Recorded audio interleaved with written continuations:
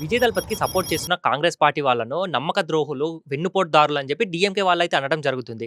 అయితే డీఎంకే వాళ్ళకు Congress party first నుంచయితే support చేసుకుంటూ అయితే వచ్చింది. అయితే ఇప్పుడు డీఎంకే వాళ్ళకు సీట్స్ చాలా అంటే చాలా తక్కువ రావడంతో అందులో నుంచి అయితే బయటికి వచ్చి టీవీకే పార్టీలో అయితే కాంగ్రెస్ అయితే జాయిన్ అయిపోయింది. వాళ్ళకి సపోర్ట్ అయితే చేస్తుంది ఇప్పుడు ప్రస్తుతానికి. డీఎంకే వాళ్ళు వీళ్ళని అసలు నమ్మొద్దు. ఎక్కడ ఎక్కువగా ఉంటే అక్కడ పోతారు ఈ కాంగ్రెస్ పార్టీ లీడర్స్.